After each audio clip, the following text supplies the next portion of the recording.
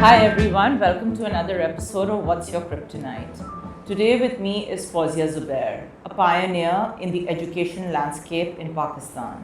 With over 5 decades in education, of building institutions, mentoring generations, and redefining holistic learning, she's not just rooted in academics, she's also all heart. How are you, Fauzia auntie? I'm fine, thank you. Thank you for having me. I think I should thank you, first of all, for agreeing to do this. And I know how long we've been trying to make this happen, and I'm honestly so glad that we're finally doing it. Yes. Okay, so I want to start with the fact that you've been teaching from the 70s. And in 1970s, literally 80s, it's like several decades, literally 5+ decades you're talking about. How's the journey been so far? Like, I would just want to know that. Like, let's start with that. How's journey in the education sector been starting from the 70s? It's been no problem, no trouble at all. It's been very satisfying because I was learning all the time.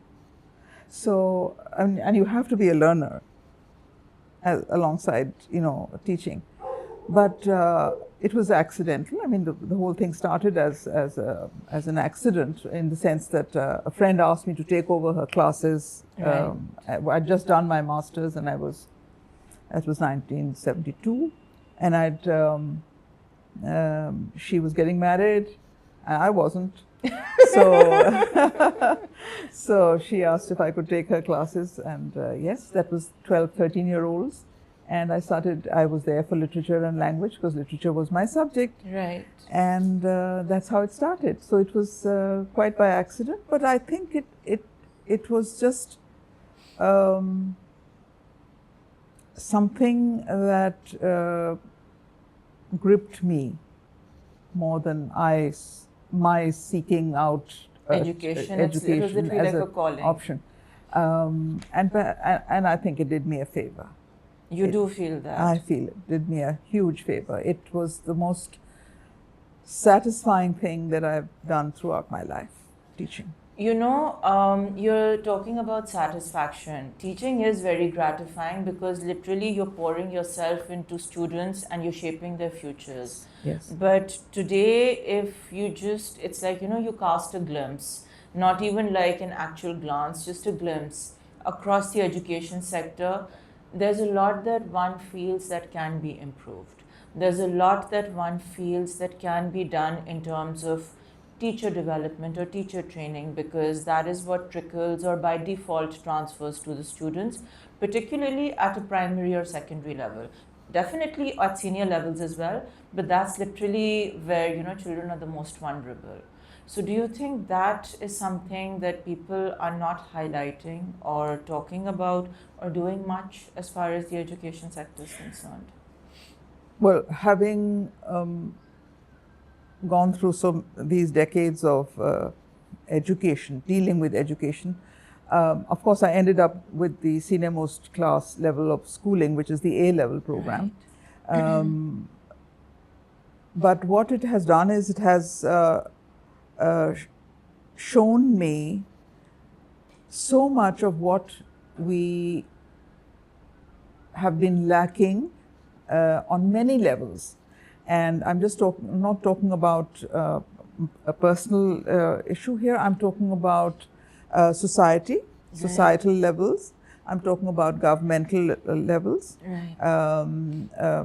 And I'm talking about so many other issues related to the development and the progression of education as a whole program, which benefits not just a certain class of people, but everybody across the board. So there's my perspective when I look back is, and even today, is that I see the entire scenario, and I think maybe there should be more people my age who should be made to express themselves and record their disappointments, their successes, their observations, Right. so that children and other people, younger people who are in the same profession, understand the challenges that exist in our country Yes. related to education. And I feel that this this is a very critical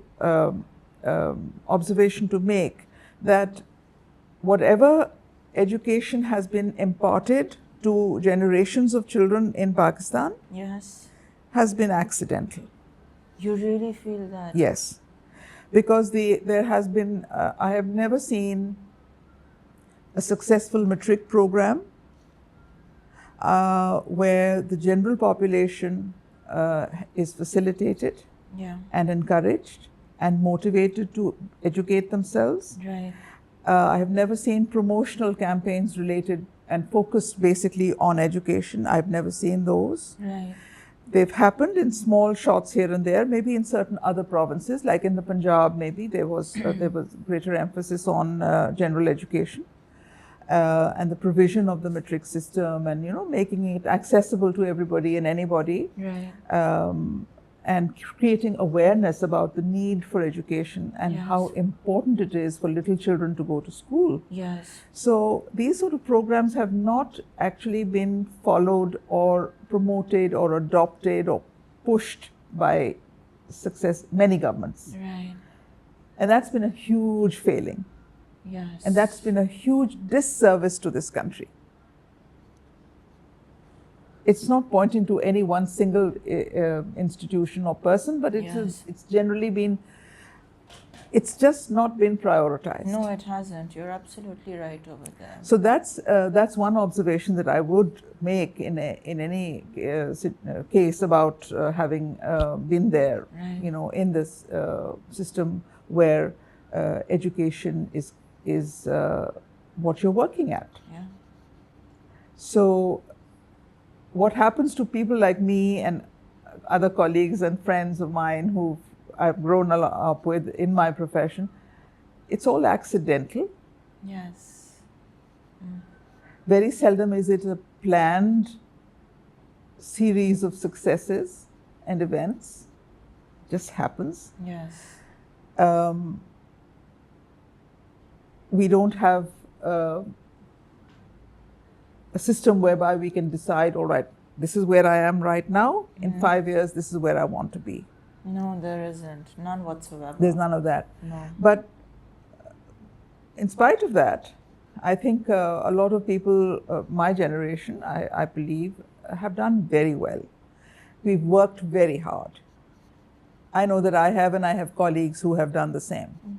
We have worked very hard. And we see the results of our hard work when we meet our students anywhere else in the world. I'll tell you this. When I met you at Marigold Cafe, and we took pictures, and I put them up on Instagram. Fauzia Aunty, there were so many people who messaged me saying, oh my God, Fauzia Aunty was my principal at FPS. Fauzia Aunty was my principal at City School. There were so many people, and I was looking forward to the episode since then, because I was like, I didn't realize there'd be so many people, and these people were not my followers. They were just random people, because somehow that story, and it was a 24-hour picture, like story, that's it. Like after that it would go. It wasn't an actual post. Wow. And there were so many people who messaged, and they were like, she's our principal, she was there, literally left, right and center.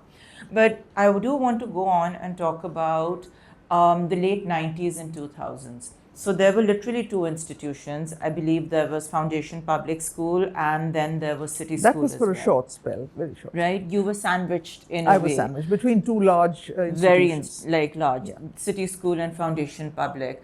But the role you played was a very critical one. Yeah. Very crucial, because when you're setting up something like an A-level institution, and there's an actual goal of 200 plus or 240 plus students where they want to bring them in, and obviously they want to make that a huge success. That goes without saying, because again, like you said, these are two very large and very successful institutions. Foundation Public School and City School don't need an introduction. How was that so early on? Because late 90s and 2000s? I owe a debt of gratitude to the City School people. Again, I was called in to teach literature and language. in the A-level program because they needed somebody, and I joined there, and my children were admitted there as well, my little ones. But what happened there was that very fortunately I was maybe recognized or acknowledged as somebody who was, a good person and worked hard, and the student feedback was very positive, etc., etc. And then I went into their training, their teacher training program, which was with the Bradford and then University of Strathclyde, Scotland. So I went into that training program, and for that I owe the city school a debt of gratitude, because very few schools actually do that. But they had an agreement with University of Strathclyde, and they picked out earmarked people, and they promoted us, and they said, all right, go ahead and do it. It was open to all teachers. Right. You just had to prove that, work at it and get that degree, get that qualification. So it worked out very well, and that served me as a major foothold, and it gave me a step up, as you might say, because it added to my qualifications, and apart from the master's degree, because that's all. There's an educational degree, and then there is a professional degree. So this became a professional qualification, and I did well at it. I got a distinction in whatever I did, and I spent time in Scotland, and I visited their schools. They take you around. They're very good. They're really excellent teachers, and they don't have a single teacher who is untrained in Scotland. Every teacher has to go through a training before she or he is put into a classroom. So we don't have that, and that's the difference. So that is what we needed. We needed more of that here. City School was doing it at that time, and hats off to them for having done that. And then, of course, it petered out after some years.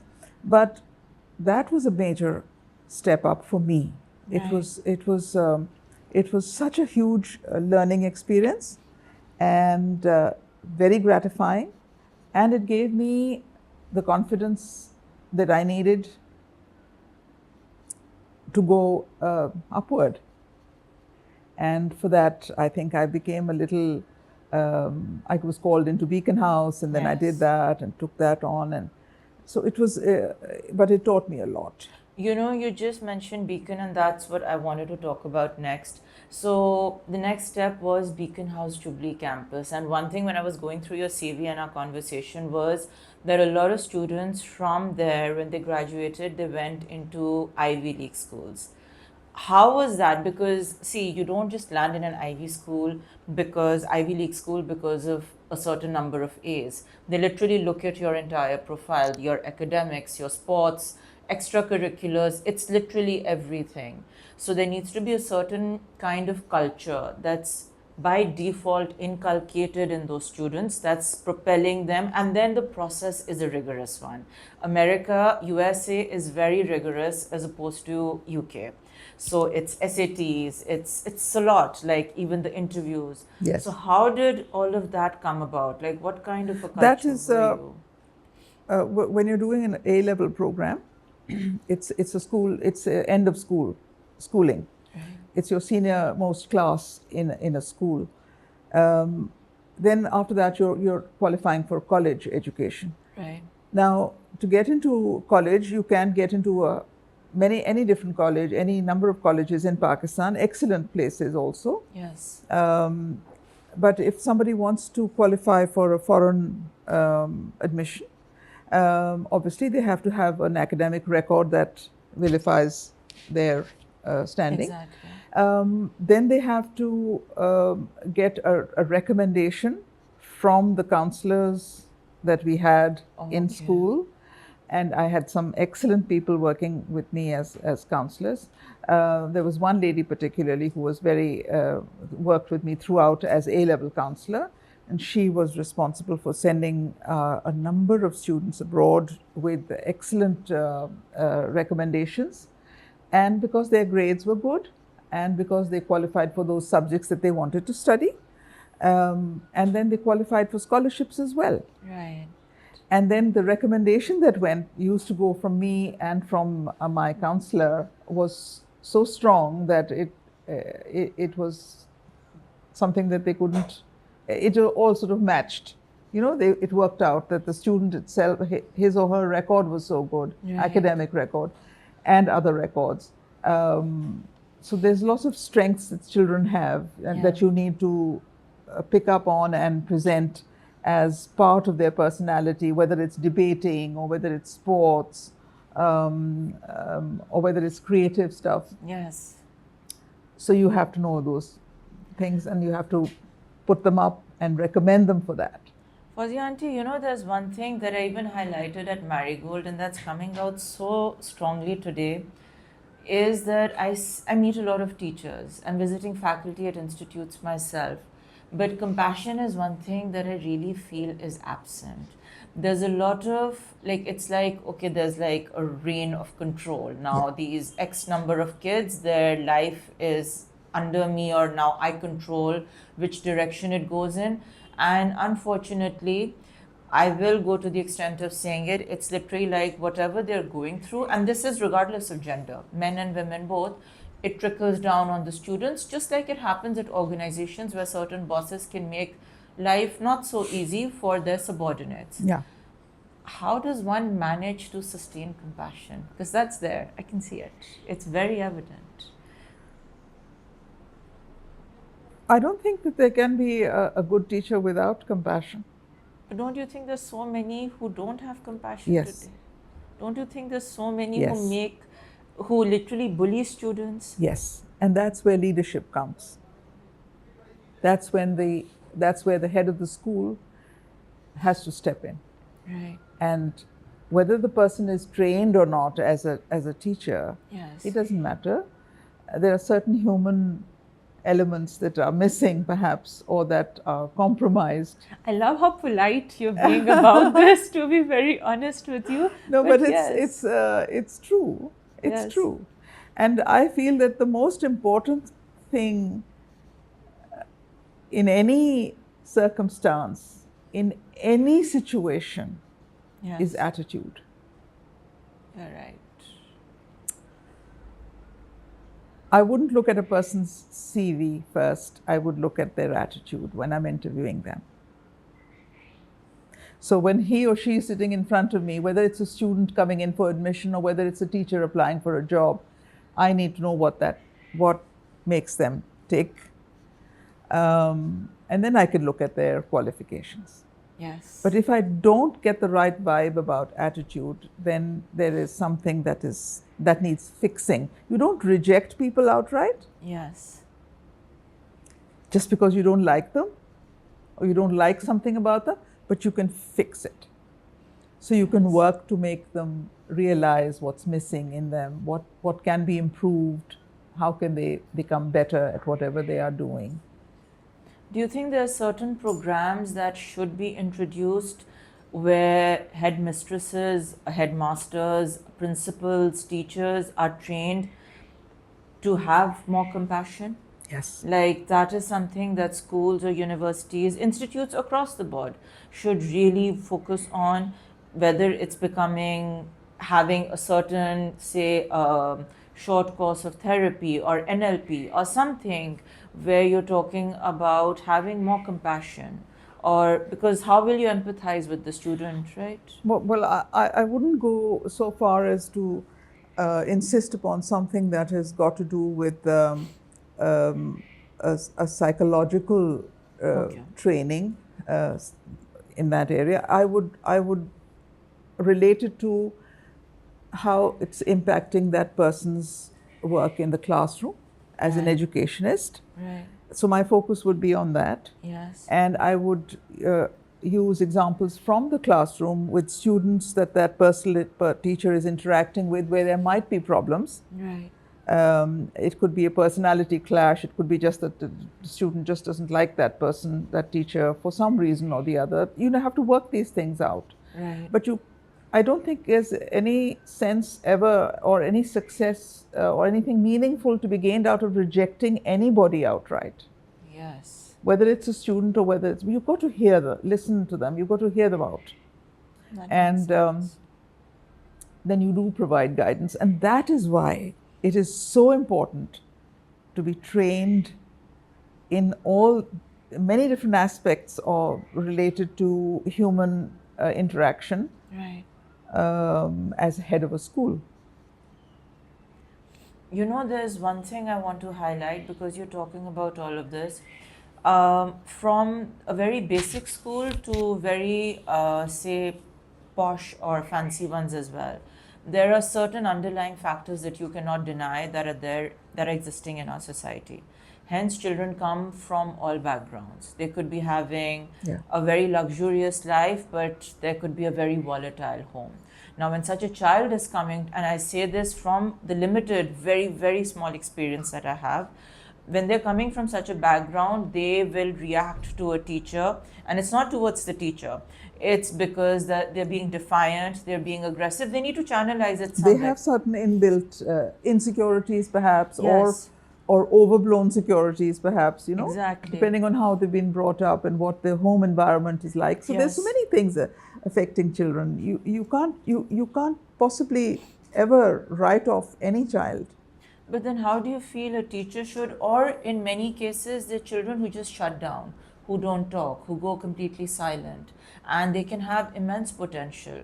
So, how do you feel, like, if I were just to ask you, I know there's no straight answer for this right now, can actually tackle such a child? It can be tackled. It can be. It can be tackled, and it has been tackled, and we've done it. A counselor is somebody that a child should be able to knock on the door of and walk in and say, I have this problem.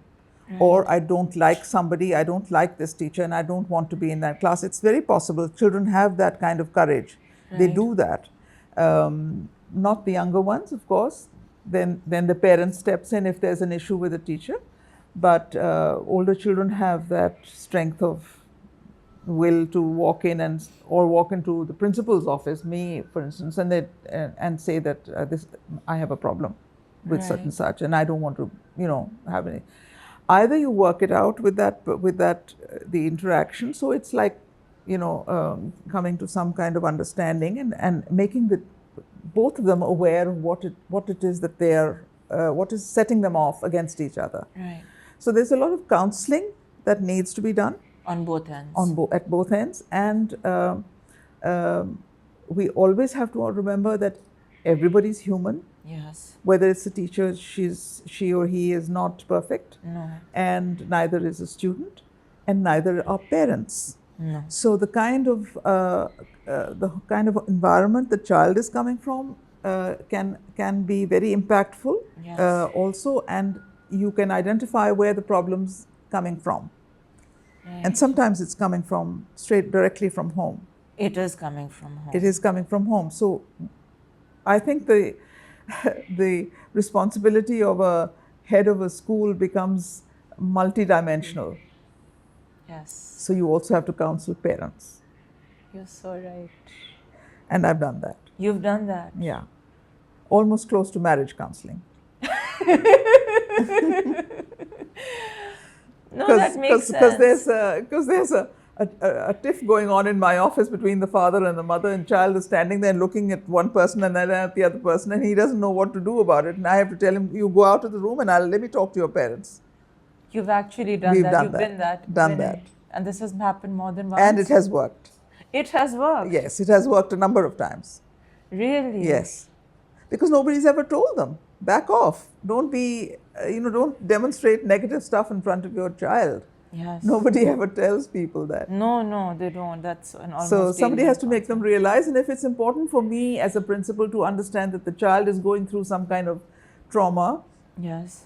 or disturbance, and where is that disturbance coming from, then you step in and you have to do that too. But you Right. have to be very, very careful, of course. You have to be very polite about it and very, kind, Yes. and approach it in a manner that I'm on your side. I'm not against you. Yes. And we're all working together for the betterment of the child. So it has to be all, focused on that's the ambition, that's the aim, your child's progression, his well-being or her well-being. That is important. And if you make people realize it, they do understand. But sometimes we're human. People are human. You know, the next thing I want to talk about is Daud Public School.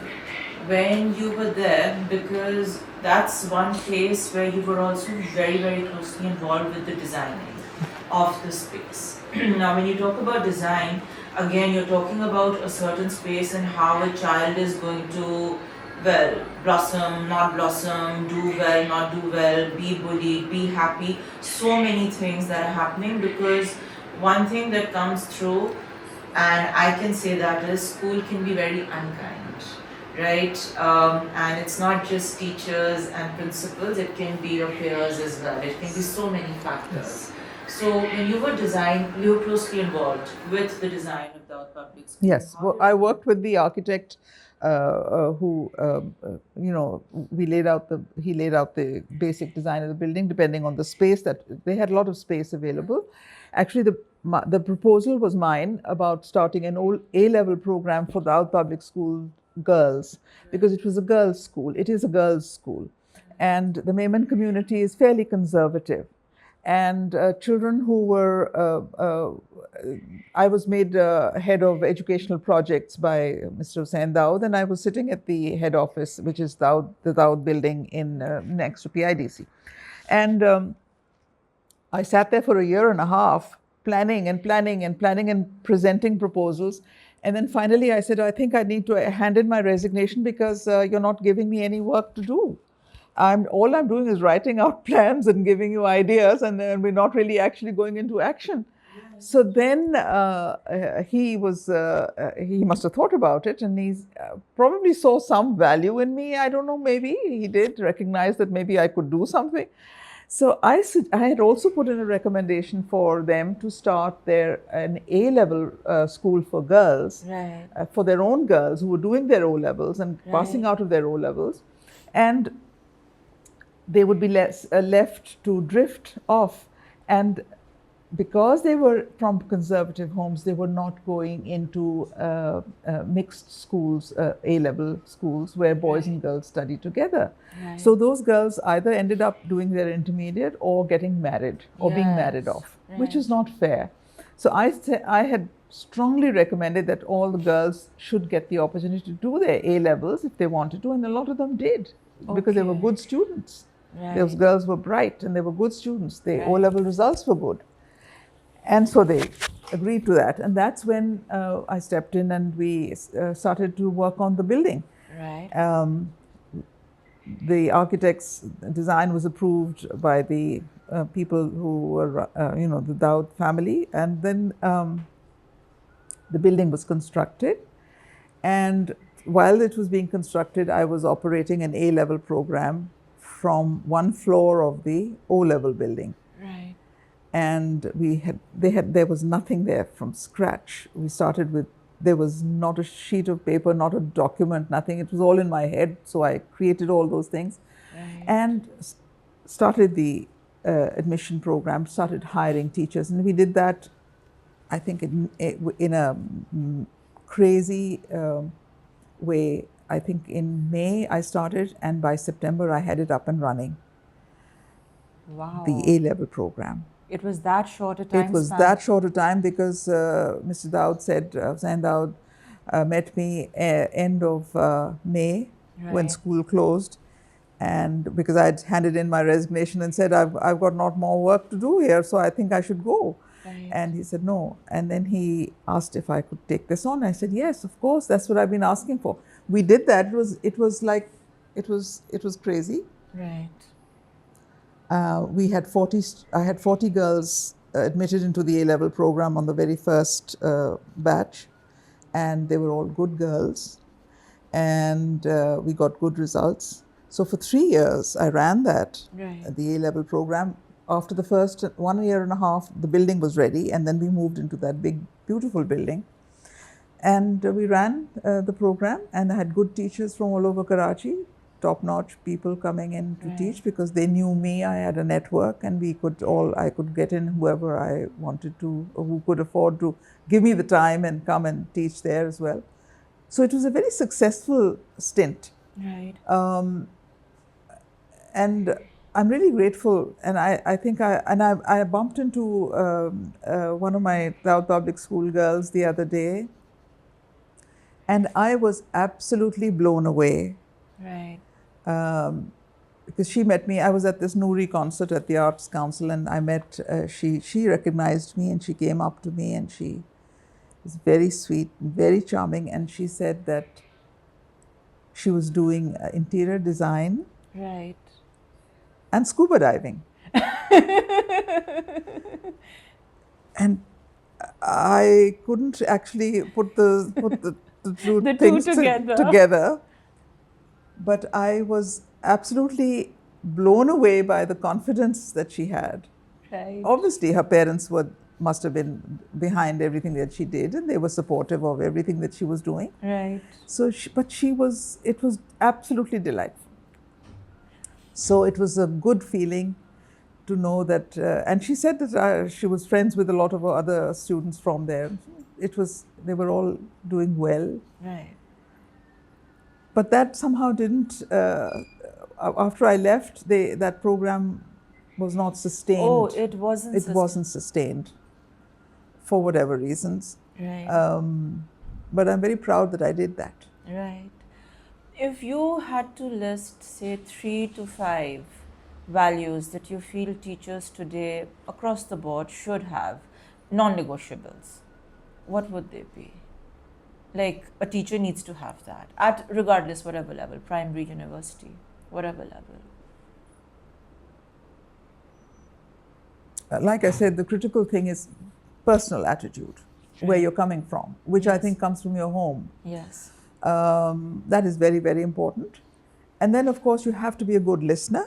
Oh, You have to be patient. And you have to have an attitude that helps you understand issues and problems and challenges. Right. And then you have to be committed enough Right. that you want to take that on. Yes. And you want to give it your best shot. And you want to succeed. So these are the things. Basically, they're very basic things, and they're very simple. There's no big maths about it. And I think humanity itself is such a big word. Humanity is such a big word, and there's so Yes. many other little particles to it that make up humanity. Yes. Some of it you inculcate when you're from your home, from the environment that you grow up in, Yes. which I think is compromised now greatly because of the lack of education that people have had over the past 7 decades. Yes. So we have families where parents are not educated enough. So there's basic education and not much else exposure to what builds up a person's character and personality. And there are homes which have no books in them. Yeah. They have no books at all. Nobody gets a newspaper. So those are the things that we're up against these days. You know, Fauzia Aunty, there's literally 5+ decades of experience behind you. I love asking all my guests, like, what's your kryptonite towards the end? But I would ask you, what kind of a legacy would you leave behind? Because this is nothing short of a legacy. Like, there are not many people I know like yourself who start in education and who do so much so successfully and in such a committed, like, you've been committed consistently. It's not like. But I have to acknowledge one thing. I'm not the only one. There are hundreds of other women, and I'm talking of women, Yes. like me, from my time and my age, Right. who have done similar work. Right. And I credit them for that. And I want to say that there are many of them have done great things Right. to sustain education, to sustain children, to sustain families, basically, because you do one child, you educate that child, you've done something for the family. Yes. And people take you up on that. Families take you up on that, and they say, "Yes, thank you. You did this for us, and we are grateful. We're very grateful." And I know people who have um, young boys and girls who are married with children now, who have been very successful, but who were not good students. But because they were given the opportunity to, and they were not pulled down, and they were not, bad-mouthed or given a dressing down unnecessarily or made to feel small. You don't do that. Those children flourished. Yes. So, and I know parents who meet me all the time, wherever we bump into people at all sorts of odd places, and they say the same thing. So I'm not the only one like that who's gone through all this. There are other people of my age who've contributed as much, equally well. And well, I salute them all. And I have a great regard for those ladies who've done all that work. Right. So I'm just one of a crowd, but we're not a big enough crowd. Right. That's a very modest response. We should have been a bigger crowd. We should have been many more. We should have fought this battle harder. You do feel that? Yeah. I think education is what we need. Yes. We do not need anything else in this country except education. And I wish to God that the governments would recognize that. You're and right. make that a priority. Really You're do. Absolutely right. Absolutely. It's so critical. We have the best religion in the world, but we do not educate our children. So right. You know, I didn't know how this episode would go, but honestly, it was like just smiling ear to ear listening to you. I didn't want to talk myself, I just wanted to listen to you. Thank you so much for doing this. You're welcome. You're very welcome. I think, guys, from this one episode, if there's one thing that I gathered was that you need compassion, you need commitment, you need heart, and you need consistency, and you can move mountains. Thank you so much if you stayed till this point of the episode, and I honestly hope you have. Thank you.